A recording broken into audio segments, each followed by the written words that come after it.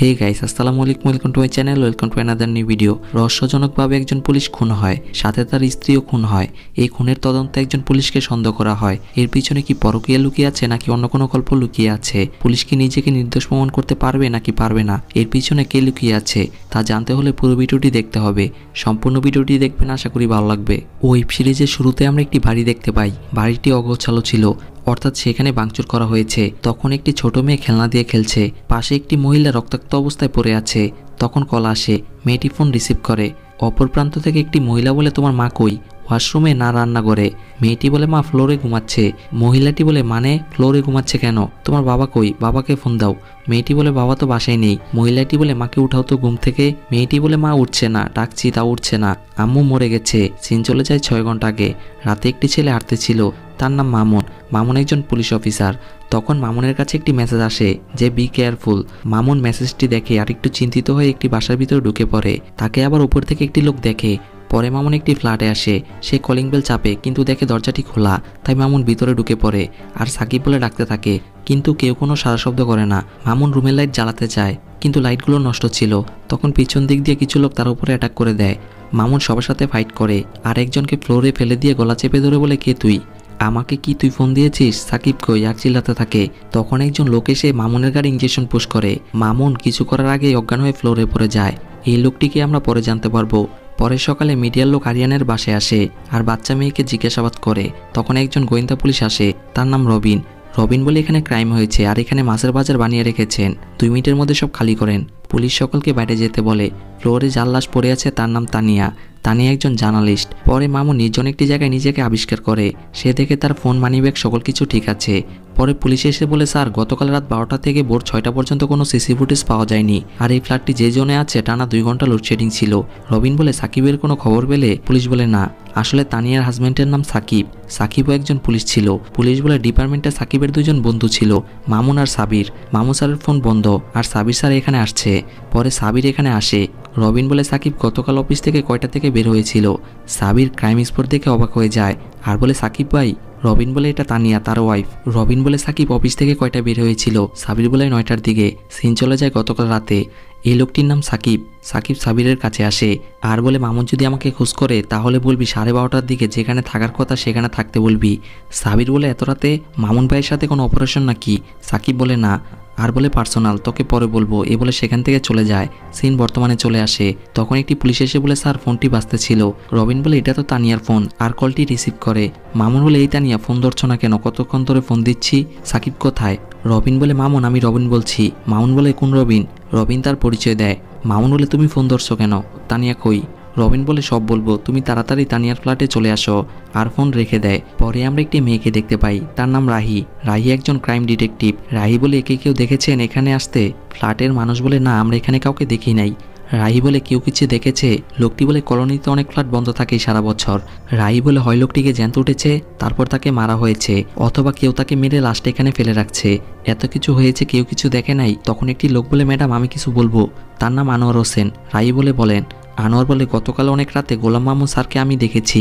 রাহি বলে, police officer গোলাম মামুন? আপনি তাকে চিনেন কিভাবে? আনোয়ার বলে, তাকে আমি টিভিতে দেখেছি। রাতে আমার ঘুম আসে না, তাই বারিন্দাতে বসেছিলাম। গতকাল রাত 1টা বাজে তাকে এই বাসার নিচ দিয়ে যেতে দেখেছি। পরে রাহি মামুনকে ফোন দেয় আর বলে, স্যার গতকাল রাতে কি আপনি বাসায় ছিলেন? মামুন বলে, কেন জানতে চাচ্ছ?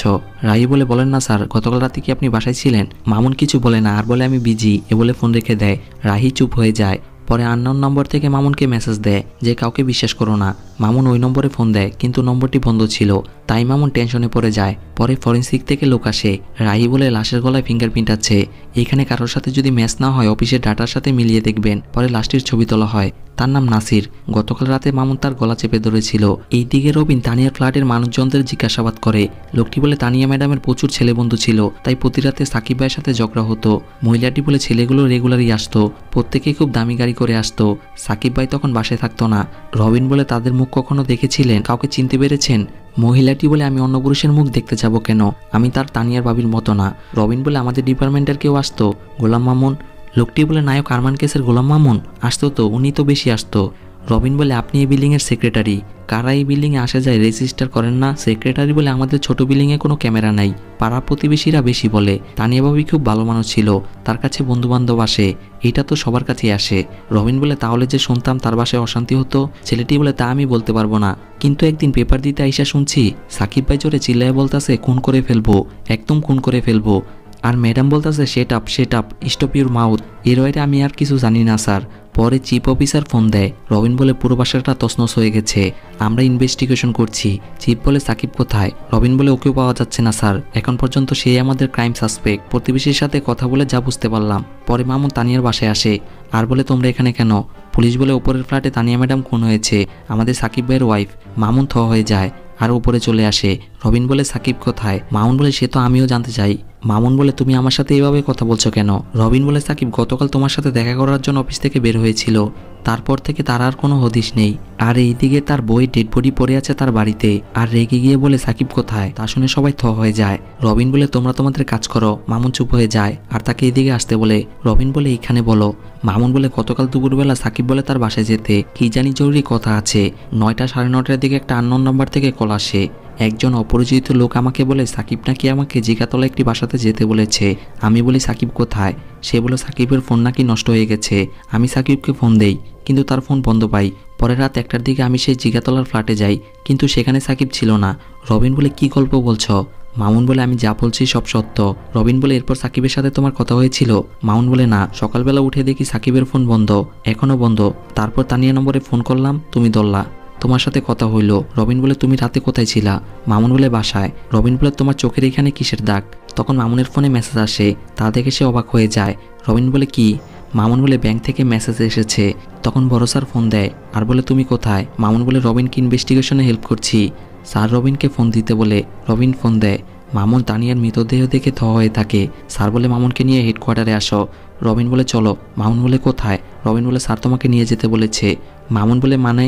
রবিন বলে কোনো সিন ক্রিয়েট করো না, তাহলে কিন্তু সবার সামনে দিয়ে ধরে নিয়ে যাব। তখন চিপ ফোন দেয়। রবিন বলে স্যার মামুন আমার কথা শুনছে না। স্যার বলে ফোনটি তার কাছে দাও। রবিন ফোন দেয়। চিপ তাকে তাড়াতাড়ি এখানে আসতে বলে। মামুন বলে ওকে স্যার। পরে রবিন মামুনকে নিয়ে হেডকোয়ার্টারে চলে আসে আর তারা বসের চেম্বারে চলে আসে।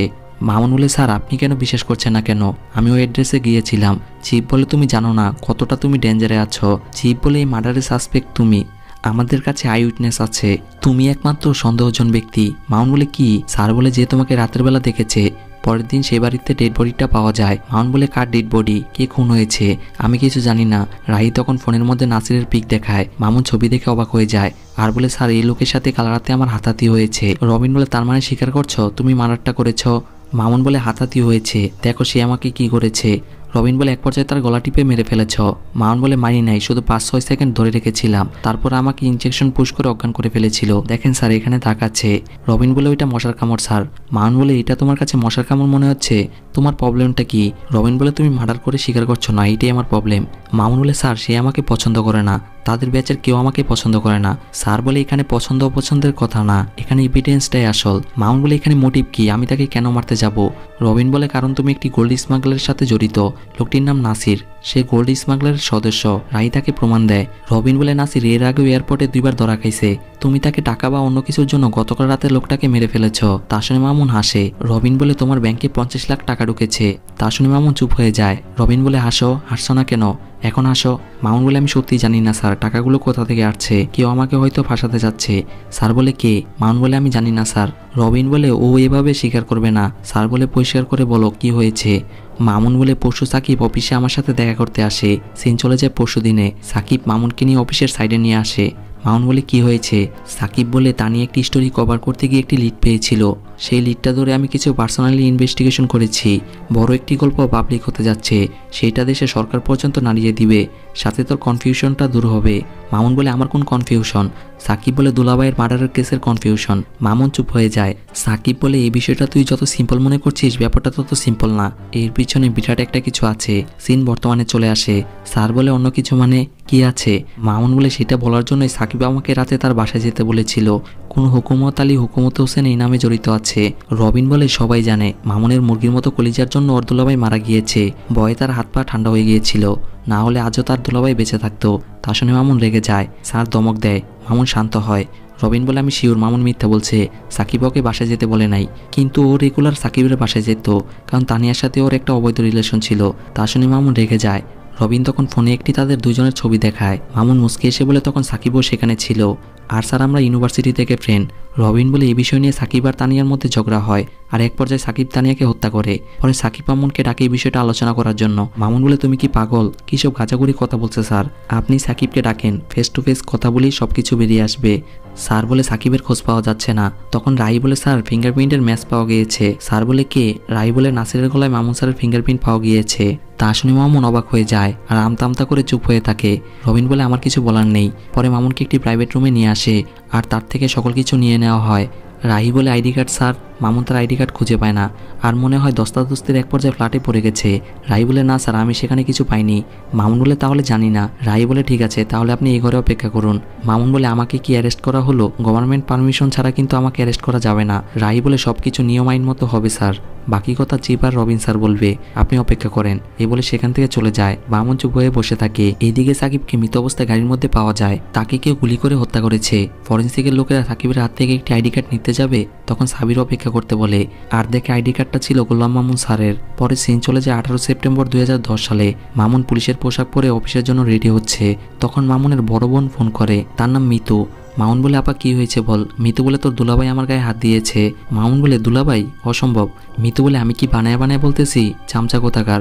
গত এক সপ্তাহ ধরে সে এমনটা করছে। কিরকম পাগল হয়ে থাকে, অস্থির হয়ে থাকে, কোনো কিছু জিজ্ঞেস করলেও বলে না, ধমকায় কথা বলে। মামুন বলে দুলাভাই? মিতু বলে হ্যাঁ। মামুন বলে কেন? মিতু বলে সেটাও যদি বলতো তাও বুঝতাম। মামুন বলে দুলাভাই কি সত্যি গায়ে হাত দিছে? মিতু বলে থাপ্পড় মারছে একটা।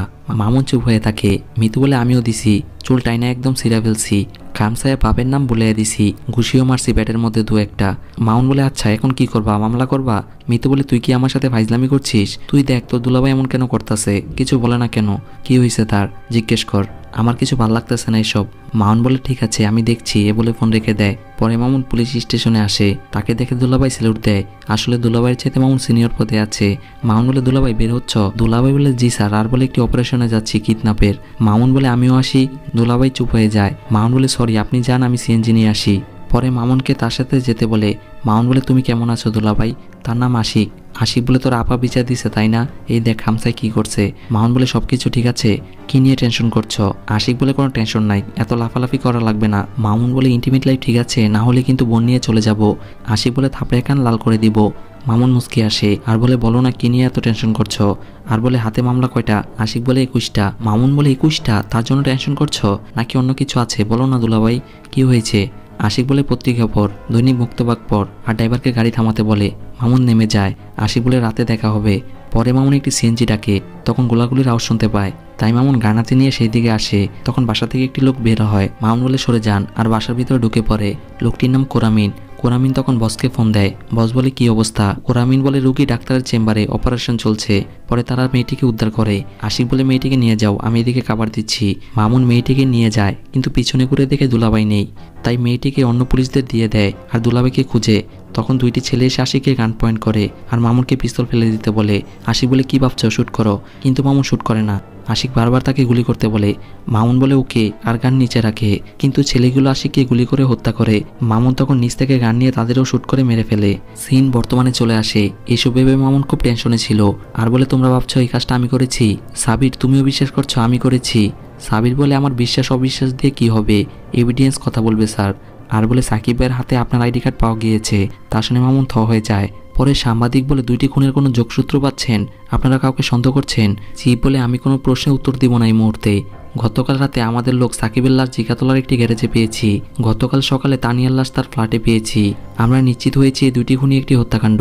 মেয়েটি বলে খুনের কোনো যোগসূত্র পেয়েছেন? চিফ বলে আমরা ইনভেস্টিগেশন করছি, কোনো আলামতই বাদ দিচ্ছি না, খুব দ্রুতই খুনি আইনের আওতায় নিয়ে আসবো, ধন্যবাদ। এ বলে সেখান থেকে চলে যায়। পরে মামুন বলে তোমরা কেউ আমার কথা বিশ্বাস করছো না কেন? কেউ আমাকে ফাঁসাতে যাচ্ছে। মার্ডারের প্রথম 48 ঘন্টা খুব ইম্পর্টেন্ট। কেউ চাচ্ছে আমাকে নিয়ে ব্যস্ত থাকো আর ওইদিকে ইনভেস্টিগেশন না করো। তানিয়া কি নিয়ে নিউজ করতে চেয়েছিল, সাকিব কি ক্লু পেয়েছিল সেটা জানার চেষ্টা করো। মার্ডার অন্য কেউ করেছে, আমি করিনি। আমার দুলাভাইয়ের মার্ডারের সাথে এই মার্ডার কানেক্টেড। আমার পেছনে পড়ে থেকো না রাহি প্লিজ। রাহি বলে আপনি বসেন স্যার, সবকিছু প্রফেশনালভাবে করা হবে। মামুন চেয়ারে বসে পড়ে। রাহি বলে আপনার দুলাভাইয়ের মার্ডার নিয়ে ডিপার্টমেন্টে অনেকে অনেকভাবে ব্যাখ্যা করেছে, কিন্তু আমার সত্যিই খারাপ লাগছিল স্যার। আপনি কোন সিচুয়েশনে গানটি নামিয়ে ফেলছিলেন আমি বুঝতে পারছিলাম। ইনফ্যাক্ট আপনার জায়গায় আমি হলেও গান নিচে নামিয়ে ফেলতাম। মামুন বলে থ্যাংক ইউ। রাহি বলে স্যার আপনি চিন্তা করবেন না, আমি এভিডেন্স ছাড়া অন্য কিছু আমলে নিব না। মামুন বলে এভিডেন্সও প্ল্যান করা যায়। রাহি বলে গলার সাপোর প্ল্যান করা যায়। মামুন বলে সবকিছু প্ল্যান করা যায়। রাহি বলে আমি সবকিছু বিবেচনা করে কাজ করব, আপনি শুধু অপেক্ষা করুন। আর সেখান থেকে চলে যায়। মামুন বলে আসল ক্রিমিনাল খুঁজে বের করো। সে ঘুরে বেড়াচ্ছে। পরে রাহি বসের চেম্বারে আসে। তখন চিফ বলতেছিল কোন ভিডিও, আগেরটা নাকি নতুন। আর রাহিকে দেখে ফোন রেখে দেয়। আর বলে সব পুলিশের জীবনে একটি বিগ কেস আসে, সেটা দিয়ে তার ক্যারিয়ার ফ্লাই করে। তোমার জীবনে বড় কেস এইটা, বুঝতে পেরেছ? রাহি বলে জি স্যার। বস বলে নাসির মার্ডারের কেসে মামুনের বিরুদ্ধে মামলা করবে, সব পারমিশন নেওয়া আছে। পাবলিক প্রসিকিউটর অফিসে সবকিছু টেক কেয়ার করবে। 10 দিনের রিমান্ড চাওয়া হবে, আদালত যে কয়দিন দেয়। সামনের গেটে মিডিয়া লোক আছে, সুতরাং মামুনকে নিয়ে পিছনের গেট দিয়ে কোর্টে যাও। রাহি বলে ওকে স্যার। পরে বস রাহিকে নিয়ে রবীন্দ্রের কাছে আসে। বস বলে পুরো বাংলাদেশে দুটো হত্যাকাণ্ড নিয়ে কথা বলছে, সব জায়গায় এটা নিয়ে নিউজ হচ্ছে, সব জায়গায় এটা নিয়ে কথা বলছে। আমি এই কেসটা সিআইডি এবং পিসিআই এর কাছে দেইনি। আমি বলেছি আমার অফিসার মারা গেছে, এটা সলভ আমরাই করব। তোমাদের উপরে আমার আস্থা আছে, তোমাদের যা প্রয়োজন সকল কিছু পাবে, কিন্তু শক্ত এভিডেন্স ছাড়া আমরা এই বিষয়টা হাইড রাখবো। পরে আসামি ধরে রিমান্ড নেওয়ার পর সত্যটা জানার পর আমরা সবাইকে জানাবো। পরে রাহি, সাবির আর 2জন পুলিশকে নিয়ে সাথে মামুনকে সহ তারা পিছনের গেট দিয়ে গাড়িতে উঠে পড়ে। মামুন বলে সাবির তুমি আমাকে চিনো না, এত বছর নিষ্ঠার সাথে কাজ করে গেলাম আর আমার সাথে এমনটা করা হচ্ছে। তখন মিতু সাবিরকে ফোন দেয়। সাবির বলে মামুন ভাই আপা, আর ফোনটি দেয়। কিন্তু রাহি ফোন দিতে মানা করে। সাবির বলে 1 মিনিট কথা বলবে। রাহি রাজি হয়। মামুন বলে হ্যালো। মিতু বলে কই তুই, তোর ফোন বন্ধ কেন? নিউজে সাকিব তানিয়ার খবর দেখে কতবার ফোন দিলাম, ফোন বন্ধ কেন তোর? রাহি বলে কিছু বলবে না। মামুন বলে ওই কেসটা নিয়ে কাজ করছি। মিতু বলে ওদেরকে কে মারছে রে, কেন মারছে? মামুন বলে ইনভেস্টিগেশন চলছে, কেন ফোন দিচ্ছ? মিতু বলে তোর ফোন বন্ধ কেন? মামুন বলে ফোন নষ্ট হয়ে গেছে। মিতু বলে বাসায় চোর ছিল। মামুন বলে কি চুরি করেছে? মিতু বলে টাকা স্বর্ণ কিছু নেই নাই, শুধু বাসাটা উলটপালট করে গেছে। আমি একটু বাইরে গেছিলাম, এসে দেখি পুরো বাড়ি তছনছ। মামুন বলে পুলিশকে জানাইছ? মিতু বলে হ্যাঁ, তারা একটা মামলা করছে। তা শুনে সবাই একটু অবাক হয়ে যায়। মিতু বলে তুই একটু বাসায় আয় না, আমার খুব ভয় লাগছে। রাহি ইশারা দিলে সাবির ফোন নিয়ে নেয় আর বলে মামুন স্যার না আসতে পারলেও আমি আসবো, আর ফোন রেখে দেয়। মামুন বলে তানিয়ার বাসায় এরকম তছনছ করা হয়েছে, তারা কিছু একটা খুঁজছে। তখন মামুন লুকিং গ্লাসের মধ্যে কোরামিনকে দেখতে পায় আর কল্পনা করে এই কোরামিনই তার গাড়ি ইঞ্জেকশন পুশ করে। আর 10 বছর আগে বাসার বাইরে এই কোরামিনকে দেখেছিল। মামুন বলে দুলাভাইয়ের মার্ডারের সাথে এসব কিছু কোনো না কোনোভাবে কানেক্টেড। রাহি চুপ করে তাকিয়ে থাকে। মামুন বলে পিছনে আমাদের ফলো করছে, তোমরা কেউ খেয়ালই করছো না। রাহি বলে মানে? মামুন বলে একটা বাইক পিছনে দাঁড়িয়ে আছে। রাহি সাবির পিছনে এসে কোনো বাইক দেখতে পায় না আর গাড়িতে এসে পড়ে। রাহি বলে প্লিজ স্যার আমার কাজ আমাকে করতে দিন, আমি আইনের বিরুদ্ধে এক পাও বের হবো না। মামুন চুপ হয়ে যায়, কারণ জুনিয়র পুলিশদের সামনে তার সাথে এমন ব্যবহার করা হচ্ছে, তাই সে হতাশ হয়ে পড়ে। পরে মামুনরা আদালতে এসে পড়ে আর ওপরে আসে। তখন মামুন দেখে রবিনের সাথে কোরামিনের সম্পর্ক রয়েছে, তা দেখে সে অবাক হয়ে যায় আর তার বুক ব্যথা হয়। মামুন বলে একটা ইনহেলার নিয়ে আসো। সাবির ইনহেলার আনতে বাইরে চলে যায় আর মামুনকে নিয়ে তারা একটি চেম্বারে চলে আসে। সাথে 2 পুলিশ সেখান থেকে চলে যায়। তখন রাহির ফোন আসে। রাহি কথা বলার এক পর্যায়ে মামুন পিছন দিক দিয়ে তার গলা চেপে ধরে। রাহি বাঁচার জন্য ছটফট করে, কিন্তু পারে না আর অজ্ঞান হয়ে যায়। এই দৃশ্য দেখে সেখানকার এক কর্মচারী অজ্ঞান হয়ে যায়। পরে মামুন বাইরে এসে পড়ে। একজন পুলিশ বলে স্যার আপনার বুকের ব্যথা ঠিক আছে? মামুন বলে হ্যাঁ। আর দেখে কোরামিন গান হাতে এসে ফায়ার করে। মামুন পুলিশকে ধাক্কা দিয়ে অন্য পাশে পড়ে যায়। পুলিশটি কোরামিনকেও ফায়ার করে, তাতে কোরামিন সেখান থেকে চলে যায়। পরে রবিনরা এসে দেখে রাহিকে চেয়ারের সাথে হ্যান্ডকাপ দিয়ে বেঁধে রেখেছে, তাতে রবিন রেগে যায়। রাহি লজ্জা পায়। তখন সিন চলে যায় 4 বছর আগে।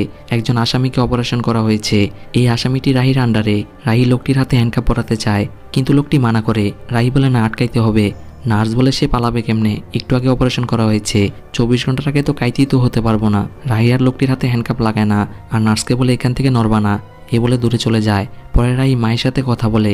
হঠাৎ করে উপরে চিৎকারের আওয়াজ শুনে। রাহি দ্রুত উপরে এসে দেখে আসামি পালিয়ে গিয়েছে আর নার্সকে বলে ডানে বামে তো কাইত হইতে পারবো না, না এ বলে সেখান থেকে চলে যায়। সিন বর্তমানে চলে আসে। সাবির বলে আমরা পিপি স্যারের রুমের সামনে আসলে মামুন ভাইয়ের বুক ব্যথা হয়, তাই আমরা মেডিসিন আনতে চলে যাই। অন্য পুলিশ বলে আমি পিপি স্যারের সাথে কন্ট্যাক্ট করতে যাই। পুলিশ বলে লোকটি যখন গুলি করে তখন মামুন স্যার আমাকে ধাক্কা দিয়ে ফ্লোরে পড়ে যায়, আমি লোকটিকে দেখি নাই।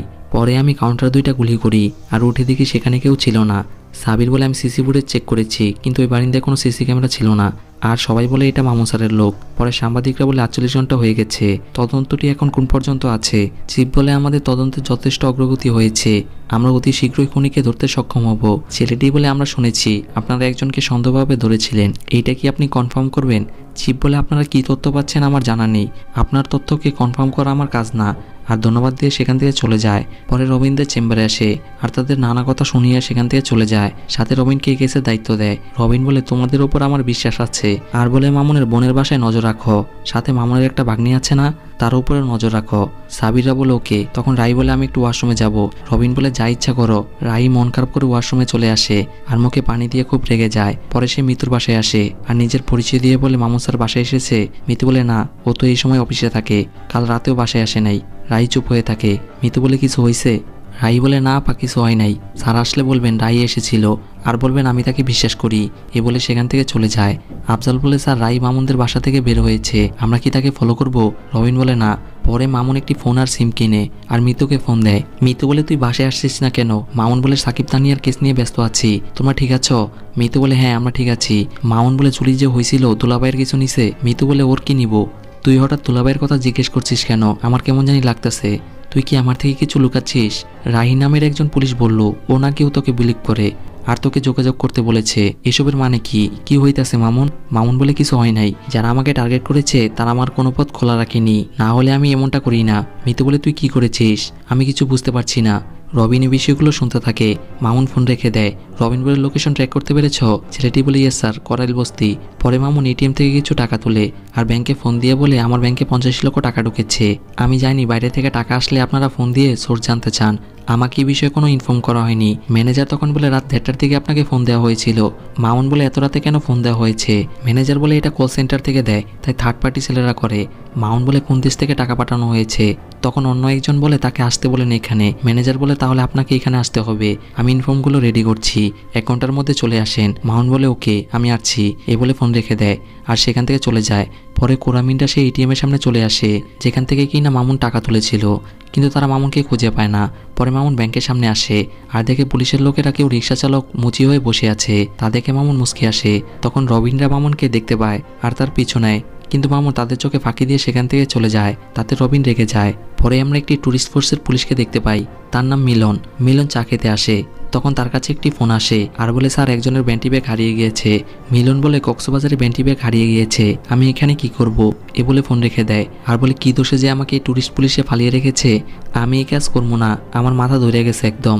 চাচা বলে আপনার যে আরামের কাজ স্যার, বিভিন্ন কাজের জন্য কক্সবাজারে যান, এত সুন্দর চাকরি কি যে বলেন। মিলন তাকে চা দিতে বলে। তখন মামুন মিলনের কাঁধে হাত রাখে। মামুনকে দেখে মিলন খুশি হয়ে যায় আর বলে সত্যি স্যার আপনি এখানে এসেছেন, বিশ্বাসই হচ্ছে না। মামুন বলে কেমন আছো? মিলন বলে কেমনে ভালো থাকি, কক্সবাজারে ব্যাগ হারিয়েছে, আমাকে ঢাকার বসে খুঁজতে হয়। মামুন বলে সকল কাজ সমানভাবে করবে।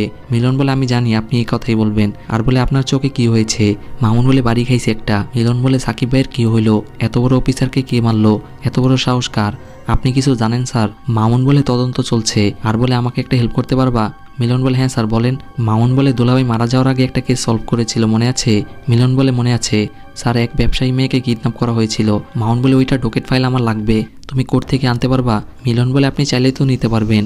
মামুন বলে দুলাভাইয়ের কেসের কিছু আমার জানার দরকার ছিল, আমি তো সরাসরি চাইতে পারি না, তুমি তো জানো দুলাভাইয়ের কেসটা নিয়ে সবাই আমার সাথে কেমন করে, একটু হেল্প করতে পারবা? মিলন বলে ওকে স্যার। পরে মিলন কোর্টে চলে আসে আর দুলাভাইয়ের ফাইলটা নেয়। রাশেদ বলে স্যার এই ফাইলে কি এমন আছে, সবাই এর কপি নিতেছে, আপনি আসলেন, সাকিব স্যারও আসছিল। মিলন বলে সাকিব স্যার কবে আসছিল? রাশেদ বলে গত সপ্তাহে, আর গতকাল বলতে যাবে তার বুক ব্যথা শুরু হয়ে যায়। মিলন বলে রাশেদ কি হয়েছে তোমার, তুমি ঠিক আছো? রাশেদ বলে আমি ঠিক আছি, গতকাল আপনাদের ডিপার্টমেন্টের মামুন স্যার এসেছিল, এমন সব কর্মকাণ্ড করলো চোখের সামনে। মিলন বলে মামুন স্যার কি করেছে? রাশেদ ভয় পায় আর সকল কিছু বলে। পরে মিলন ফাইল নিয়ে অপেক্ষা করে। মামুন একটা গাড়ি নিয়ে আসে, তা দেখে মিলন চুপ হয়ে যায় আর গাড়িতে উঠে পড়ে। মামুন বলে মোবাইল ফোন বন্ধ করো। মিলন ফোন বন্ধ করে দেয় আর রাগ করে বসে থাকে। পরে তারা দুজন একটি পরিত্যক্ত ফ্যাক্টরিতে চলে আসে। মিলন গাড়ি থেকে নেমে চুপ করে দাঁড়িয়ে থাকে। মামুন বলে আমি জানি তোমার মনে অনেক প্রশ্ন, এছাড়া আমার কিছু করার ছিল না, সবাই আমাকে আসামি বানিয়ে তাদের চোখ অন্যদিকে ঘুরাতে চাচ্ছে। তানিয়া, সাকিব, নাসির, দুলাভাই সবার মার্ডার কোনো না কোনোভাবে কানেক্টেড, আর আমি এখন শিওর দুলাভাইয়ের মার্ডার পরিকল্পিতভাবে করা হয়েছে। মিলন বলে কিভাবে? তখন মামুন মিলনের গানটি নেয়। মিলন ভয় পেয়ে যায়। মামুন তার গানটি দিয়ে দেয় আর বলে তোমার হাতেও গান, আমার হাতেও গান, তোমার কথা মতো আমি পিস্তল মাটিতে রেখে দিলাম, তুমি কাকে গুলি করবা? মিলন বলে আপনাকে। মাউন বলে কারণ পিস্তলটি আমার পায়ের নিচে পড়ে আছে। কিন্তু ওরা গুলি করে দুলাভাইকে। মিলন বলে কারণ ওরা দুলাভাইকে মারতে এসেছিল। মাউন বলে হ্যাঁ, আর বলে কিডন্যাপ কেসটাও সাজানো ছিল। মিলন বলে স্যার আমি সব বুঝতে পেরেছি, আমাকে বিশ্বাস করতে পারেন, আমি আপনার সকল কাজে সাহায্য করতে চাই। তখন রাই এসে তাদের গান পয়েন্ট করে, তাতে তারা দুজন থ হয়ে যায়। ওইদিকে কোরামিন শাপলা জুয়েলার্সে আসে আর কেসি গেটের তালা খুলে লাগিয়ে একটি রুমে চলে আসে। সেখানে আমরা একটি লোককে দেখতে পাই, তার নাম আকবর। আকবর বিরিয়ানি খায় আর বলে আমার না ইন্ডিয়া পাঠানোর কথা, কবে পাঠাবেন? কোরামিন বলে ব্যবস্থা হচ্ছে। আকবর বলে ওই পিসি কি আমার কথা কিছু বলে? ও কি চিনবার পারছে আমাকে? ওরেও মাইরে ফেলতে চাইছিলাম, কিন্তু বাচ্চা দেখে দয়া করছি। ভিডিওটা পাইছেন যার জন্য ভিডিওরে মারলাম। তা শুনে কোরামিন আকবরের দিকে তাকায়। আকবর চুপ হয়ে যায়। আসলে এই আকবরই তানিয়াকে হত্যা করেছিল। পরে মামুন বলে রবিন এর সাথে জড়িয়ে আছে। রাহি বলে সবকিছুতেই রবিন স্যার। মামুন বলে এই পৃথিবীতে কেউ রিয়েল না, সবাই একটা মুখোশ পরে আছে। রাহি বলে এর জন্য আপনি পালাইছেন যাতে রবিন স্যারকে ধরতে পারেন। মাউন বলে এছাড়া আমি কি করব? আর রেগে যায়। রাহি তাকে শান্ত হতে বলে। মাউন বলে আমি কতবার বলেছি মার্ডার করিনি, কিন্তু তোমরা আমার কথা বিশ্বাস করো না, কারণ আমার ফিঙ্গার আছে, আই উইটনেস আছে, আননোন নাম্বার থেকে ব্যাংকে টাকা চলে এসেছে, মোটিভ রেডি আছে, গভর্নমেন্ট থেকে পারমিশন চলে আসছে। একটা মামলা হলে আমি শেষ, আমার কেরিয়ার শেষ, পুরো লাইফ শেষ, সব শেষ। আমার হাতে কি অপশন আছে বলো? রাহি বলে খুনের মামলা হবে কি হবে না তা আমি জানি না, কিন্তু আপনি পালায়ে যে অপরাধ করেছেন তাতে তো আপনার শিওর সাজা হবে। মামুন বলে কেউ আমাকে ফাঁসাতে চাচ্ছে, আমাকে জানতে হবে কে বা কেন, আমার দুলাভাইয়ের মার্ডারের সাথে কারা জড়িত আছে, আমার জানতে হবে। রাহি তাকে গান পয়েন্ট করে রাখে। মামুন বলে আমাকে 2টা দিন সময় দাও, আমি নিজে এসে তোমার কাছে সারেন্ডার করব। রাহি বলে এখন কি করবেন? মামুন বলে দুলাভাইয়ের ফাইলটা চেক করব। রাহি রাজি হয়। মামুন কেসের ফাইলটি চেক করে, তখন চাকু জয়নালের নাম দেখতে পায়। রাহি বলে চাকু জয়নাল 5 বছর ধরে লাপাত্তা। নাসিরকে গলা কেটে হত্যা করা হয়নি, তাকে গলা টিপে হত্যা করা হয়েছে। সেখানে আপনার ফিঙ্গারপ্রিন্ট পাওয়া গিয়েছে। মিলন বলে কোরামিনকে। দুলাভাই কেন কোরামিনের নাম লিখছে? মাউন বলে আমি জানি না। রাহি বলে আমরা এখন কোথায় যাচ্ছি? মাউন বলে মানে? রাহি বলে আমিও আপনার সাথে যাব, আপনাকে একা ছাড়ছি না। মাউন বলে পুলিশ তোমার মোবাইল ট্র্যাক করতে পারে, তাই রাহি ফোন বন্ধ করে ফেলে আর মিলনকে তার অফিসে যেতে বলে। মামুন বলে বেশিক্ষণ ফোন বন্ধ করে রাখা ঠিক হবে না, অফিসে গিয়ে ফোন অন করে ফেলো। মিলন বলে ওকে স্যার। রাহি বলে এখন আমরা কই যাব? মামুন বলে ব্যাংকে যাব, টাকা কোথা থেকে এসেছে তা জানতে হবে। পরে রাহি ব্যাংকে চলে আসে আর ম্যানেজারকে বলে আমি মামুনের ব্যাংকের ব্যাপারে খোঁজ নিতে এসেছি। ম্যানেজার বলে সকল ইনফরমেশন আমরা রবিন স্যারকে দিয়ে দিয়েছি। রাহি বলে স্যারকে দিয়েছেন ভালো কথা, আমার তদন্তের সাথে আমারও কিছু ইনফরমেশন লাগবে। ম্যানেজার বলল ওকে, আর তাকে ব্যাংকের ইনফরমেশন দেয়। রাহি কাগজ নিয়ে গাড়িতে এসে পড়ে আর বলে টাকা এসেছে পানাম থেকে, কোনো একজন হ্যান্ড্রিক্স পাঠিয়েছে, চিনেন আপনি? মাউন বলে না। রাহি বলে তাহলে এখন কি করবেন? মাউন ফাইলটি বের করে আর বলে এই জয়নালকে আমাদের বের করতে হবে। রাহি বলে জয়নালকে? মাউন বলে কিডন্যাপের সেই মেয়েটির বাবা। পরে তারা লোকেশন অনুযায়ী চলে আসে। রাহি বলে এখানে না জয়নালের দোকান ছিল? ছেলেটি বলে সে তো 5 বছর আগে চলে গেছে। মামুন বলে কোথায় গেছে? ছেলেটি বলে উত্তরা 10 নম্বর সেক্টরে। আর বলে জয়নাল টেলার্স বন্ধ করে দিয়ে শিকদার টেলার্স দিয়েছে। পরে তারা উত্তরা চলে আসে, কিন্তু সেখানেও জয়নালকে পায় না। মুরব্বী বলে এই লোকের অনেক ব্যবসা, হুট করে আসে আবার হুট করে চলে যায়, আল্লাহ জানে কি করে। মামুনরা চলে যাবে তখনই মুরব্বী বলে এই লোকের একটি মেয়ে আছে, আমার ভাতিজির সাথে পড়ে, যদি ঠিকানা চাও এনে দিতে পারি, সে এখন ভার্সিটিতে গেছে, তাকে ওইখানে পেতে পারো। মামুন অবাক হয়ে যায়। পরে সাবির বলে মামুন স্যারের আইডি কার্ডটা সাকিবের হাতে রেখে দেওয়া হয়েছে, কারণ বুলেটটি লেগেছে সাকিব স্যারের বাঁ পাশে। এখন মাথার পাশে গুলিটা লাগা মানে নিয়ম অনুযায়ী বডিটা ডান পাশে পড়ে যাওয়ার কথা, কিন্তু আমরা যে বডিটা পেয়েছি সেটা সামনের দিকে ঝুঁকে আছে। এখন মামুন স্যার তাকে মেরে নিশ্চয়ই সামনের দিকে ঝুঁকিয়ে রেখে হাতে আইডি কার্ড দেয়নি। সবাই চুপ হয়ে যায়। সাবির বলে অন্য কেউ হাতে আইডি কার্ডটা দিতে গিয়ে উল্টা করেছে। চিপ বলে হ্যাঁ। সাবির বলে ফরেন্সিকের মতে খুনটি করেছে একজন বাম হাতের পার্সন, সাকিব বা মামুন স্যার কেউ বাঁ হাতি নয়। রবিন বলে সোর্সদের কাছে কোনো ইনফরমেশন পাওয়া যাচ্ছে? আফজাল বলে এটা আশ্চর্যের বিষয়, কোনো সোর্সদের খুঁজে পাচ্ছি না, সবগুলো নম্বর বন্ধ। রশিদ বলে আমারও সেম অবস্থা, সবাই একসাথে গায়েব হয়ে গেছে। সাবিরি বলে 10 বছর সার্ভিস লাইফে এই প্রথম দেখলাম সবাই একসাথে গায়েব হয়ে গেছে।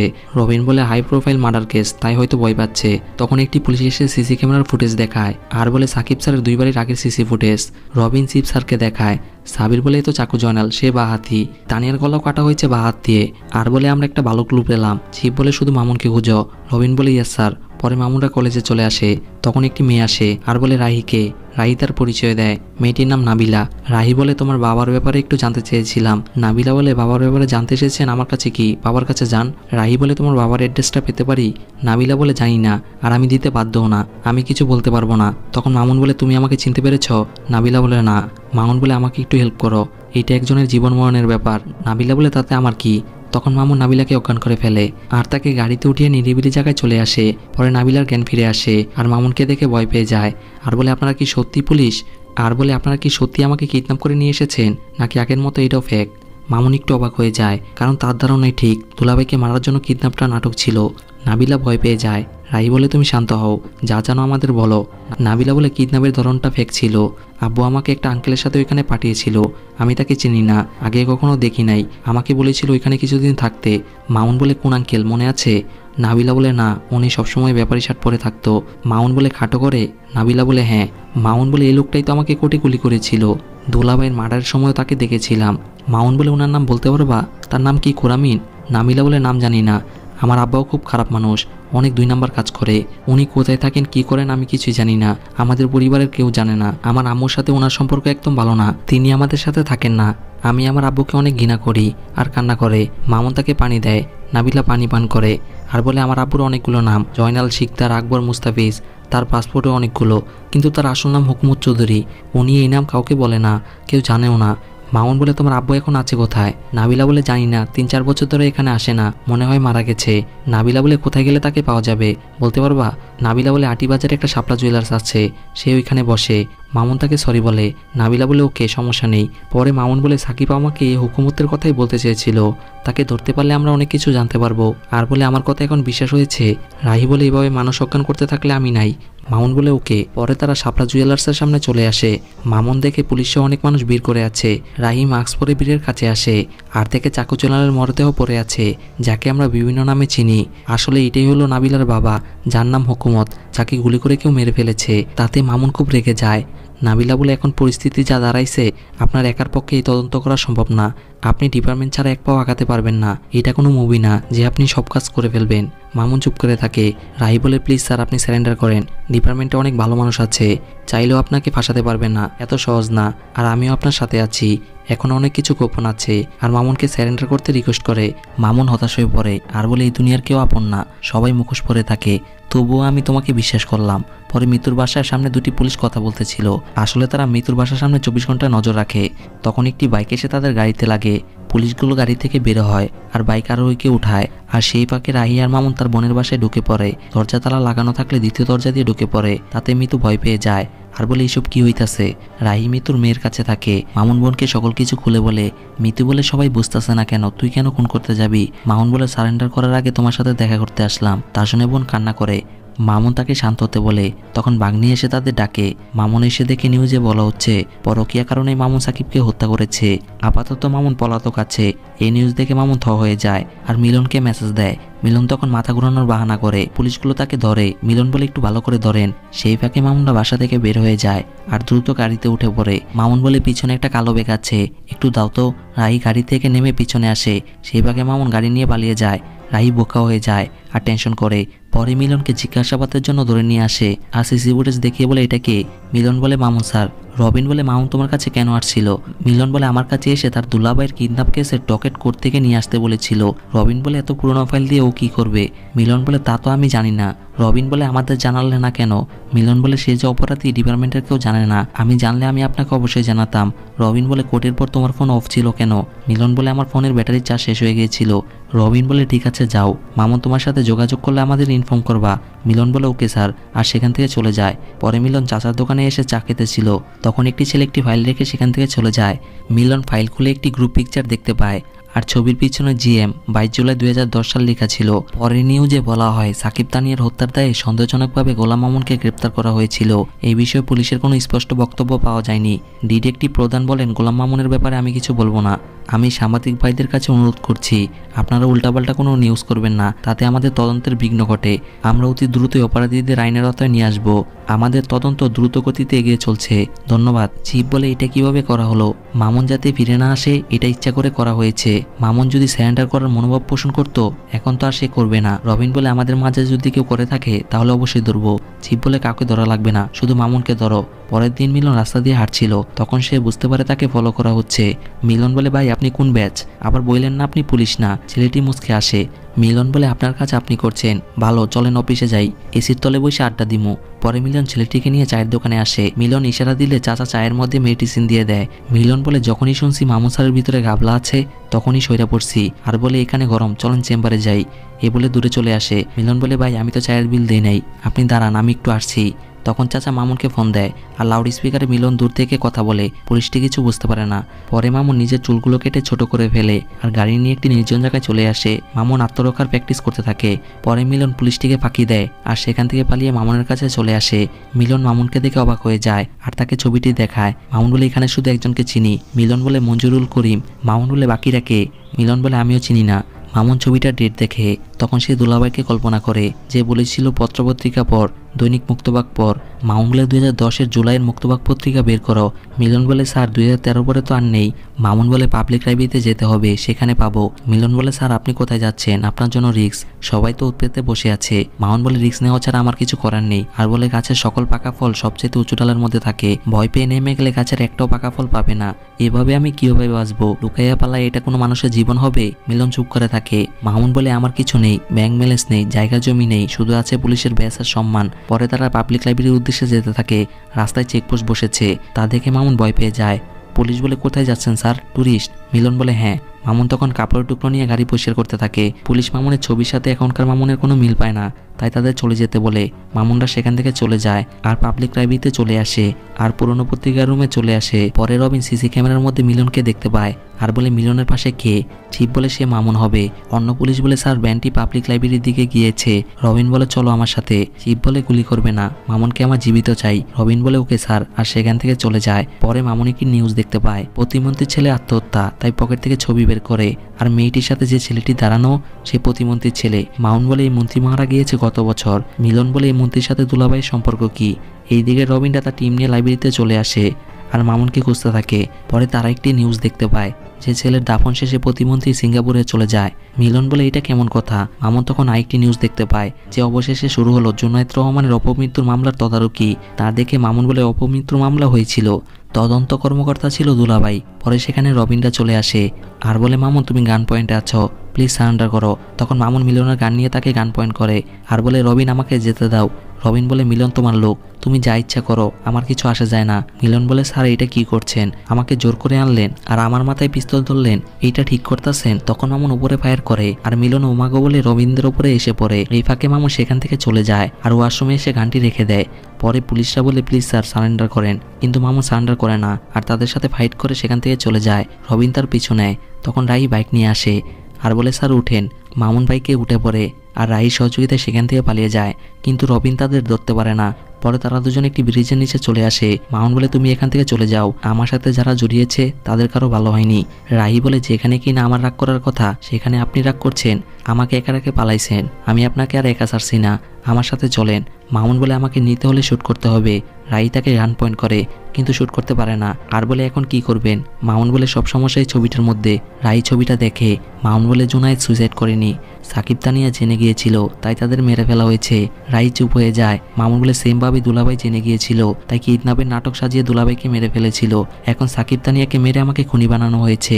যারা এর সাথে জড়িত আমি কাউকে ছাড়বো না। তখন রাহি সেদিনে চিফের ফোনে বলা ভিডিওর কথা ভাবে আর বলে এখানে কোনো একটা ভিডিও আছে। মামুন বলে তুমি জানলে কিভাবে? রাহি বলে জেনেছি একটা জায়গা থেকে, কিন্তু সরি বলতে পারবো না। মামুন বলে তুমি সত্যি বলছো? কোথাও একটা এভিডেন্স আছে, সেটা ধ্বংস করার জন্য এত কিছু করছে।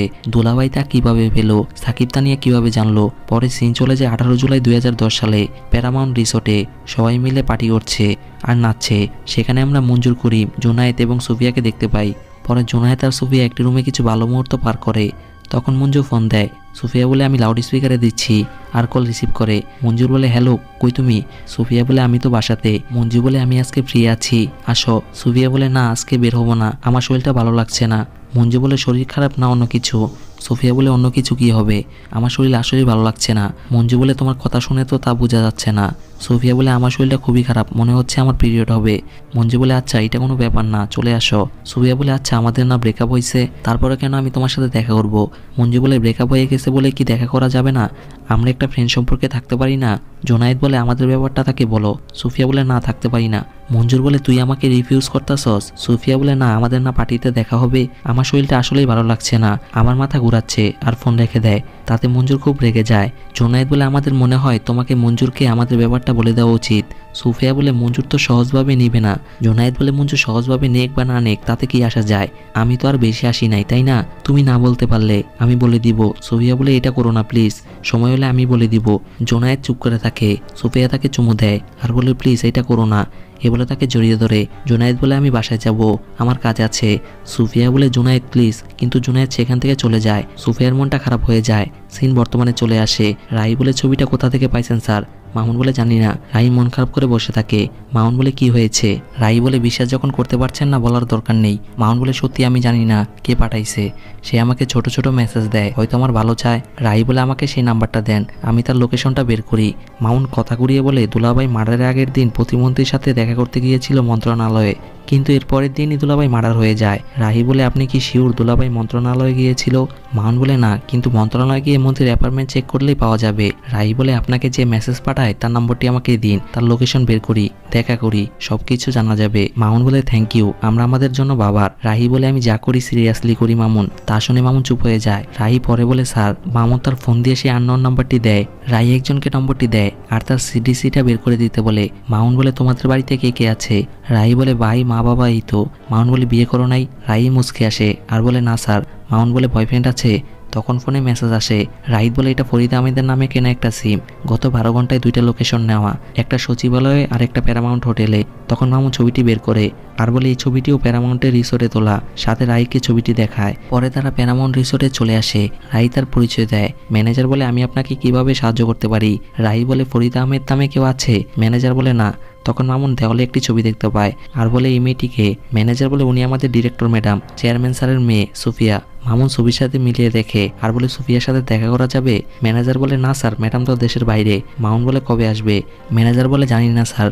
মামুনটা চলে যেতে যাবে তখন সুফিয়া ম্যানেজারকে ফোন দেয় আর তাদেরকে চেম্বারে আসতে বলে।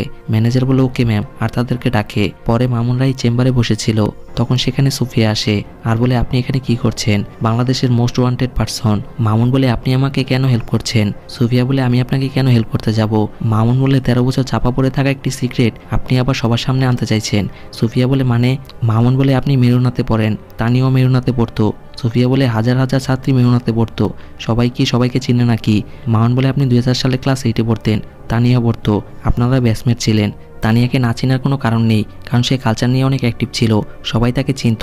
আপনি তানিয়াকে একটি ভিডিও দিয়েছেন, আপনার প্রেমিকের সুইসাইডের গল্প তাকে বলেছিলেন। সুফিয়া বলে কোন প্রেমিক? তখন মামুন ছবিটা বের করে আর বলে আপনি জুনায়েদ স্যারের হাত ধরে আছেন। সুফিয়া বলে আমরা ফ্রেন্ড ছিলাম। মামুন বলে প্লিজ সত্যটা বলেন, আমাকে জানতে হবে। আমার দুলাভাইকে কে মারলো? তানিয়া সাকিবকে কেন খুন করা হলো? আমাকে জানতে হবে। আমি সকল কিছু হারিয়ে ফেলেছি, নিজের সাথে এখন যুদ্ধ করছি, প্লিজ আমাকে সাহায্য করুন। সুফিয়া ইমোশনাল হয়ে যায় আর রাহির দিকে তাকায়। মামুন বলে সে আমার ফ্রেন্ড, তার সামনে বলা যাবে।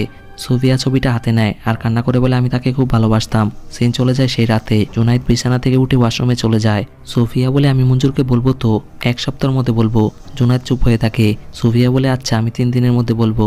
জুনায়েদ ওয়াশরুম থেকে বের হয়ে বলে তুমি কি আমাকে বিয়ে করবে? সুফিয়া বলে হ্যাঁ। জুনায়েদ তাকে আংটি দেয়। সুফিয়া তাকে জড়িয়ে ধরে আর বলে I love you Junaid. Junaid বলে আই লাভ ইউ টু। পরে সিন চলে যায় 22 জুলাই 2010 সালে। পার্টিতে সুফিয়া আর জুনায়েদ একসাথে নাচে, তা দেখে মঞ্জুর রেগে যায় আর সুফিয়াকে টেনে সাইডে নিয়ে আসে। জুনায়েদ বলে তাকে ছেড়ে দে, তুই কে? মঞ্জুর বলে তুই কে? জুনায়েদ বলে আমি তাকে বিয়ে করব। তা শুনে মঞ্জুর মুখ খারাপ করে, তাই জুনায়েদ তাকে ধাক্কা দিয়ে ফেলে দেয়। তখন মঞ্জুর উঠে এসে জুনায়েদকে মারে আর তার ছেলেরা তাকে ধরে নিয়ে যায়। পরে জুনায়েদকে ইচ্ছে মতো মারে আর সুইমিং পুলে ফেলে দিয়ে পানিতে চুবিয়ে মেরে ফেলে। সুফিয়া জোরে চিল্লাতে থাকে আর কান্না করে। সিন বর্তমানে চলে আসে।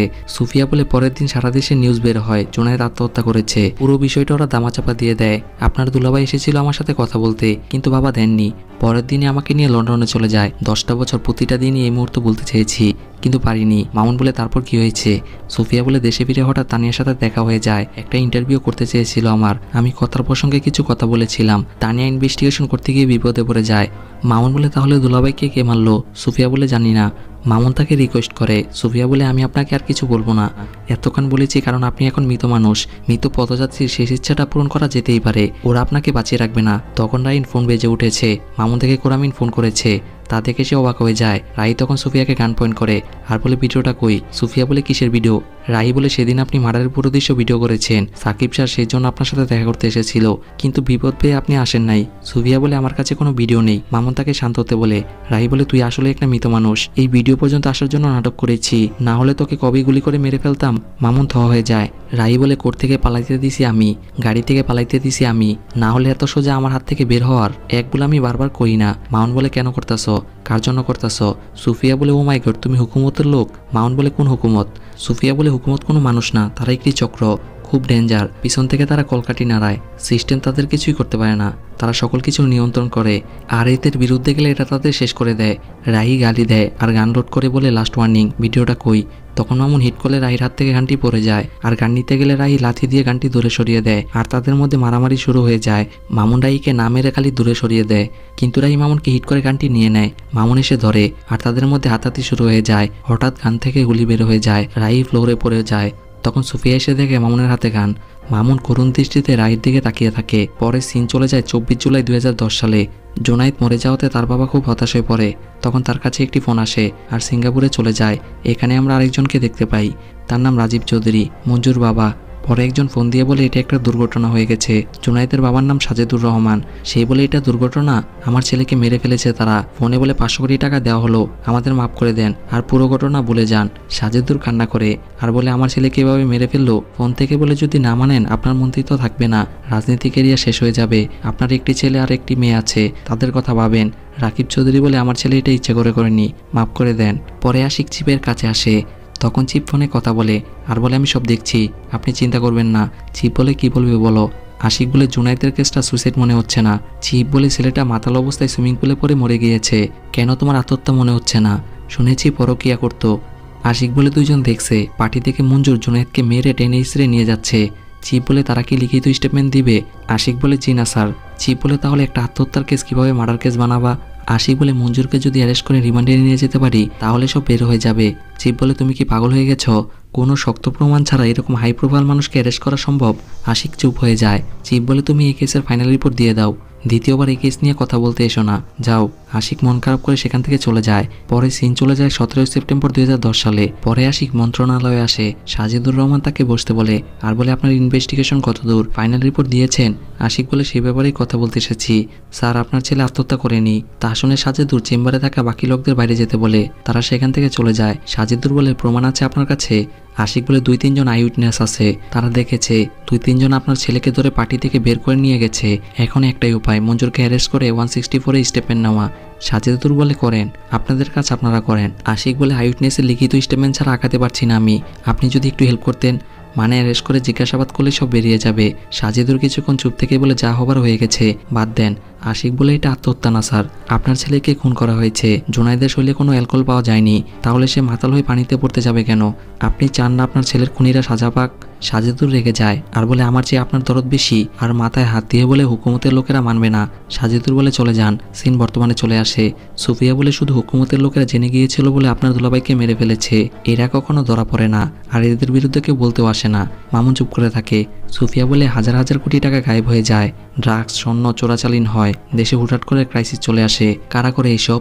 এরা করে, সরকার এরা করে, এরা ভাঙে। মামুন বলে আপনার কাছে প্রমাণ আছে, আপনি সামনে আসছেন না কেন?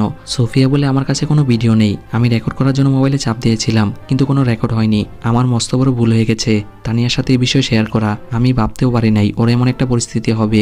মামুন বলে ওকে ভিডিও নেই, আপনি তো প্রত্যক্ষদর্শী, আপনি প্রমাণ দেন, তারা ধরা পড়বে। সুফিয়া বলে আমি পারবো না আমার পরিবারকে শেষ করতে।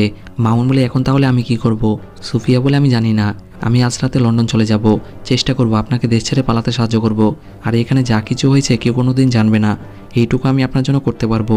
মামুন হতাশ হয়ে পড়ে আর ধন্যবাদ দিয়ে সেখান থেকে চলে যায়। পরে মামুন এটিএম থেকে টাকা তুলে আর দূরে এসে এটিএম বুথকে ফলো করে। পরে মামুন তার বোনকে ফোন দেয়। মিতু বলে তোরে কি অ্যারেস্ট করেছে? মামুন বলে না। মিতু বলে তাহলে স্যারেন্ডার করে ফেল, পালায় পালায় তো থাকতে পারবি না। মামুন বলে কাকে বিশ্বাস করবো আপা, এই পৃথিবীতে কেউ রিয়েল না, সব মানুষ মুখোশ পরে আছে। রবিন তাদের কথা শুনতে থাকে। মামুন বলে এই যে আরিবের দুনিয়াতে যারা আমার কথা শুনছে তারা কি মুখোশ পরে আছে কে জানে। হুকুমতের লোক সবখানে আছে। মিতু বলে ঝামেলা বাড়াইস না ভাই। মামুন বলে দোয়া কইরো। আর বলে খুশি কই। মিতু বলে ঘুমাইতেছে। মামুন বলে খুশি যত্ন নিও।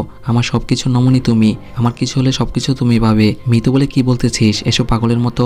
মামুন বলে দোয়া কইরো আপা, আমি আর শেষ না দেখে ছাড়বো না। আর ফোন রেখে দেয়। টার্গেট লস হয়ে যায়। রবিনরা লোকেশন আর ট্র্যাক করতে পারে না। পরে কোরামিনরা সেই এটিএম বুথের সামনে চলে আসে আর দেখে বুথের ওপরে ফোন বাজছে। কোরামিন কল রিসিভ করে। মামুন বলে তুই হুকুমতের বারোটের লোক। সাকিব, তানিয়া, দুলাভাইকে তুই মারছিস। কোরামিন বলে আমরা সবাই পাপি। মানুষ মানুষের মাইরে বড় হয়। বয়স হলেই মানুষ মরে না। মামুন বলে মঞ্জুরকে বলবি আমার ঠিকানায় কালকে আসতে, না হলে আমার কাছে যে ভিডিও আছে তা আপলোড করে দিব। ভিডিওতে স্পষ্ট দেখা যাচ্ছে মঞ্জুর জুনায়েদকে পানিতে চুবিয়ে মেরে ফেলেছে। 2 ঘন্টার পর আমি এই নম্বরে ফোন দিব। কোরামিন বলে আমি আপনাকে 2 ঘন্টা সময় দিলাম। আপনি যদি আমাকে ভিডিওটা না পাঠান তাহলে আপনার বোন ভাগ্নিকে সোজা উপরে পাঠিয়ে দিব। তা শুনে মামুন রেগে যায়। কোরামিন বলে ঠিক 2 ঘন্টা পর আমি আপনাকে কল দিব। আর ফোন রেখে দেয়। মামুন তার বোনের বাসার দিকে দৌড়াতে থাকে। পুলিশ বলে স্যার লোকেশন হাতির ঝিলে দেখাচ্ছে। রবিন বলে কোন দিকে যাচ্ছে।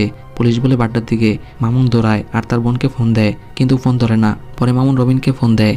রবিন কল রিসিভ করে। মামুন বলে আমি জানি তুমি আমাকে ট্র্যাক করছো। তুমি দেখতে পাচ্ছ আমি কোন দিকে যাচ্ছি। আমার ভাগ্নি বোনের জীবনে রিস্ক আছে। প্লিজ তাদের বাঁচাও। রবিন বলে এটা কোনো চালাকি নাকি। মামুন বলে প্লিজ তুমি সেখানে আসো, আমাকে ধরতে পারবা। তার আগে কিছু পুলিশ পাঠাও। রবিন বলে আমি এরকম কিছু করতে পারবো না। মামুন বলে এত বছর ধরে ডিপার্টমেন্টে কাজ করছি, কিছুটা বিশ্বাস করো। কিন্তু রবিন ফোন কেটে দেয়। মামুন উপায় না পেয়ে বাসার দিকে দৌড়াতে থাকে। পরে রবিন রশিদকে ফোন দেয় আর বলে মামুনের বোনের বাসার কি অবস্থা। রশিদ বলে আমরা তো সেখান থেকে চলে আসতেছি। রবিন বলে হোয়াট, কেন? রশিদ বলে আমাদের বলা হয়েছে স্যার। রবিন বলে তোমরা এখন কোন দিকে? রশিদ বলে আমরা অনেক দূরে চলে এসেছি, এখন যে আমি বসে আছি। রবিন রেগে যায় আর বলে কে অর্ডার করেছে তোমাদের? রশিদ যা বলে তা শুনে রবিন থ হয়ে যায়। পরে মামুন তার বোনের বাসার সামনে চলে আসে আর দেখে কোরামিনের একজন লোক বাসার সামনে পাহারা দিচ্ছে। মামুন তার চোখ ফাঁকি দিয়ে বাসার ভিতরে ঢুকে পড়ে আর পিছনে দরজা দিয়ে প্রবেশ করে দেখে কোরামিনের লোকেরা তার বোন ভাগ্নিকে জিম্মি করে রেখেছে। তখন ছেলেগুলো আউস পেয়ে বাসার বাইরে আসে। মামুন গান লোড করে। একটি ছেলে বাসার পিছনে আসলে মামুন তার ঘাড় মুটকিয়ে মেরে ফেলে। তাদেরকে ছেলেগুলো ফায়ার করা শুরু করে দেয়। মামুন গুলি করতে করতে সামনে আগায় আর ছেলেগুলো মরে যায়। মামুন ঘরে প্রবেশ করে দেখে একটি ছেলে তার বোনের মাথায় গান পয়েন্ট করে রেখেছে আর তাকে গান নিচে নামাতে বলে। মিতু বলে মামুন গুলি কর। মামুন দুলাভাইয়ের কথা ভাবে, কারণ সেদিন দুলাভাইও গুলি করতে বলেছিল কিন্তু করেনি। আজও মামুন গানটি নিচে রেখে দেয়। তখন ছেলেটি উকি মেরে দেখে পিস্তল রেখেছে কিনা আর মৃত্যুর আড়াল থেকে বের হয়। আর সেই ফাঁকে মামুন পিস্তলটি আবার হাতে নিয়ে শুট করে। ছেলেটি সেখানেই মারা যায়। মামুন তার বোনকে জড়িয়ে ধরে। মৃত্যু কান্না করে। মামুন তাদের সান্ত্বনা দেয়। তখন বাইরের ছেলেটি গালি দিয়ে শুট করতে যাবে, মামুন ফায়ার করে কিন্তু তার গানে বুলেট শেষ হয়ে গেছে। ছেলেটি ভয় পায় আর গুলি করবে। তখন মামুন তার বোন ভাগ্নিকে জড়িয়ে ধরে যাতে তাদের কিছু না হয়। তখন রবিন গুলি করে ছেলেটিকে মেরে ফেলে। মামুন থ হয়ে যায়। রবিন বলে আপা আপনি চিন্তা করবেন না, সাবির সহ পুলিশ এখানে আসছে। আমি 2 জন কনস্টেবলকে এখানে রেখে যাচ্ছি। মামুন চলো আমার সাথে। আর রবিনের থেকে গানটি নিয়ে নেয় আর তারা সেখান থেকে চলে যায়। মৃত্যুর মন খারাপ হয়ে যায়। রবিন গাড়ির ড্রাইভারকে নেমে যেতে বলে আর মামুনকে ড্রাইভ করতে বলে। মামুন ড্রাইভিং সিটে বসে। রবিন গাড়িতে ওঠে আর সেখান থেকে চলে যায়। কোরামিনরা দূর থেকে তাদের ফলো করছে। একটি ছেলে বলে স্যার তাদের পিছনে যাব। কোরামিন বলে না আর রাগ করে বসে থাকে। পরে মামুন রবিনকে সকল ঘটনা খুলে বলে কিন্তু রবিন বিশ্বাস করে না আর বলে এটা একটা গল্প। মামুন বলে গল্প না, আমি যা বলছি সব সত্যি। তুমি আমাকে 24 ঘন্টা সময় দাও, আমি সবাইকে সামনে আনতে চাই প্লিজ রবিন। রবিন বলে আমি সিরিয়াস নিয়েছি, তদন্ত করব। আইন নিজের হাতে তুলে নিলে ডিপার্টমেন্টের কি হবে? মামুন বলে তুমি কিছু করতে পারবে না। দুলাভাই মনে করেছিল পারছে, সাকিব পারছে, এক চুলও আগাতে পারবে না, প্যাকেট করে ফেলবে তোমাকে। রবিন বলে ইলিগাল কিছু করতে পারবো না। মামুন বলে প্লিজ একটা দিন সময় দাও। রবিন রাজি হয় না আর তাকে গাড়িতে উঠতে বলে। মামুন গাড়িতে উঠে পড়ে আর অনেক গতিতে গাড়ি চালাতে থাকে। রবিন বলে গাড়ি আস্তে চালাও। মামুন তার কথা শোনে না আর বলে কোরামিনকে কিভাবে চিনো? তুমিও কি হুকুমতের লোক? রবিন বলে আমি কোনো কোরামিনকে চিনি না। মামুন বলে কোর্টে তুমি লোকটার সাথে কথা বলেছিলা, মিথ্যা বলবা না। রবিন বলে তার নাম নিয়ামত, একটি কেসে তার সাথে পরিচয় হয়েছিল। তখন মামুন গাড়িটি ব্রেক করে আর তার গানটি নিয়ে নেয়। রবিন মামুনের গানটি বের করে কিন্তু সেখানে গুলি ছিল না। মামুন রবিনকে হাতে হ্যান্ডকাপ লাগাতে বলে। রবিন তার হাতে হ্যান্ডকাপ লাগায় আর সেই ফাঁকে মামুন পালিয়ে যায়। পরে মামুন কোরামিনকে ফোন দেয়। কোরামিন মঞ্জুরকে ফোনটি দেয় আর গালাগালি দিয়ে বলে আমার ভিডিও দে, কোথায় আসতে হবে বল। মামুন বলে আমিও কিন্তু গালি দিতে পারি। সিন কাট হয়। পরে রবিন বলে স্যার মামুন অনেক ডেঞ্জার হয়ে গেছে। চিপ বলে নাসিরের পেটে পটাশিয়াম পাওয়া গিয়েছে, তাকে কেউ বিষ দিয়ে হত্যা করেছে, গলা টিপে না। রবিন বলে কিন্তু মামুনকে আমাদের ধরতে হবে আর বলে মামুনের লোকেশন পাওয়া গেছে। পুলিশ বলে জি স্যার, সে এখানে অনেকক্ষণ ধরে দাঁড়িয়ে আছে। পরে মামুন হাতে জিলে দাঁড়িয়ে থাকে আর কোরামিনদের জন্য অপেক্ষা করে। পরে কোরামিনের গাড়ি চলে আসে, তা দেখে মামুন বাইক নিয়ে পালাতে থাকে। কোরামিনরা তার পিছনে। তখন মামুন একটি বাসার সাথে চলে আসে। তখন সেখানে কোরামিনরা চলে আসে আর বলে গান নিচে নামা, না হলে কিন্তু একদম বইটা দিমু। মামুন উপায় না পেয়ে গানটি নিচে নামিয়ে ফেলে। একটি ছেলে এসে গানটি দূরে সরিয়ে দেয় আর তার ফুল বডি চেক করে। কিন্তু কিছু খুঁজে পায় না। মামুন হাত উপরে তুলে রাখে। তখন মঞ্জু তার বডিগার্ড নিয়ে আসে আর মামুনের কাছে এসে গালাগালি করে বলতে থাকে, গেম কি তোর? সুইসাইড মিশনে নামছস? একটা ভিডিওর জন্য জান দিয়ে দিবি? কি চাস তুই? তোর কোনো আইডিয়া আছে আমি তোর কি করতে পারি? আমি কে? আর মামুনকে কিলঘুষি দিয়ে শর্টগান দিয়ে ইচ্ছে মতো পেটায়। মামুন নিচে পড়ে যায়। মঞ্জুর বলে, দে ভাই, ভিডিওটা দিয়ে দে, তোর ফ্যামিলির জন্য তো একটা মায়া আছে। আমি তোকে ছাড়বো না, কিন্তু কসম তোর ফ্যামিলির কিছু হতে দিব না। আর মামুনের চোখে আঙুল ঢুকিয়ে দিয়ে বলে, আমার ভিডিও দে। সাথে গান বের করে। মামুন বলে, দিব। তার আগে বল, তুই কি হুকুমত চালাস? তুই কি হুকুমতের হেড? তা শুনে মঞ্জুর হাসে আর বলে, তুই কি জানস? হুকুমতের শুধু নাম শুনছস, আর কিছুই জানস না। এই ব্রেন নিয়ে জীবনে হুকুমতের হেড খুঁজে পাবি না। মামুন বলে, তোর বাপ হুকুমত চালায়? মঞ্জুর হাসে আর বলে, না রে, হুকুমত হলো একটা আইডিয়া, একটা কনসেপ্ট। এই যে তোর মনে হয় না দেশটা মাঝে মধ্যে সরকার চালায় না, অন্য কারা জানি চালায়? ওদের দেখা যায় না, ধরাও যায় না, ছোঁয়া যায় না হুকুমত। তখন কোরামিনের কাছে ফোন আসে আর বলে, স্যার, বড় স্যারের ফোন এসেছে। মঞ্জুর রেগে যায় আর বলে, কথা কইতাছি না, কথার মাঝে কথা বলবি না। কোরামিন চুপ হয়ে যায়। মঞ্জুর বলে, এই যে জিনিসপত্রের দাম হুটহাট করে বাড়ে, তাদের কিছুই জিততে পারে না, মিডিয়া কাউকে দেখাইতে পারে না, এগুলা হুকুমত। এই যে লক্ষ লক্ষ কোটি টাকা বিদেশে পাচার হয়, বেগম পাড়া হয়, ঘরবাড়ি হয়, কারাইরা, যাদের ধরা যায় না, ছোঁয়া যায় না, দেখা যায় না, হুকুমত। বছরের পর বছর ধরে দুর্নীতি করে, এদেরকে কেউ নাড়াইতে পারে না। কোথায় পায় তারা এত কোটির জোর? হুকুমতের একটা নেটওয়ার্কে সবাই থাকে, একে অন্যেরে বাঁচায়, একে অন্যেরে লুকায়, একে অন্যেরে খাওয়ায়। কেউ কারো কথা বলে না, জানতেও দেয় না। কিন্তু তোর দুলাভাই জেনে গিয়েছিল এই কুরামিন তোর দুলাভাইকে প্ল্যান করে মারছে। মাউন বলে, নাসিরে তুই মারছিস? মঞ্জুর বলে, এই নাসির, তানিয়া, সাকিব যে আমার সামনে আসছে সবগুলারে মেরে ফেলছি। মাউন বলে, জুনায়েদরে তুই মারছিস? মঞ্জুর বলে, সে নাকি মন্ত্রীর ছেলে, আমি তাকে পানিতে চুবাইয়া মারছি, পুলিশ আমার কিছুই করতে পারেনি। কোরামিন বলে, স্যার, পুলিশ আসতেছে। মঞ্জুর বলে, পুলিশ আসতেছে তো কি হয়েছে? আর বলে, পুলিশ আসতেছে শুই না মজা লাগতেছে, হুকুমত যে কি তুই বুঝবি এবার মজা। আর বলে, সব অবৈধ অস্ত্র সরা। তার ছেলেগুলো সকল অবৈধ অস্ত্র সরিয়ে ফেলে। কোরামিন বলে, বড় স্যার আপনাকে ফোন দিচ্ছে, ফোনটা ধরেন। মঞ্জুর দেখে 27টা মিস কল আর বলে, কি হয়েছে? তখন রবিন এসে তাদের হ্যান্ডস আপ করে আর সকলকে এক সাইডে নিয়ে যেতে বলে। পুলিশরা ছেলেগুলোকে এক সাইডে নিয়ে যায়। মঞ্জুর বলে, কি হয়েছে রবিন সাহেব? এগুলো সব আমার লোক। রবিনটা মামুনকে গান পয়েন্ট করে রাখে আর বলে, মঞ্জুর সাহেব আপনি এখানে? মঞ্জুর বলে, সে আমাকে ব্ল্যাকমেল করে এখানে নিয়ে এসেছে।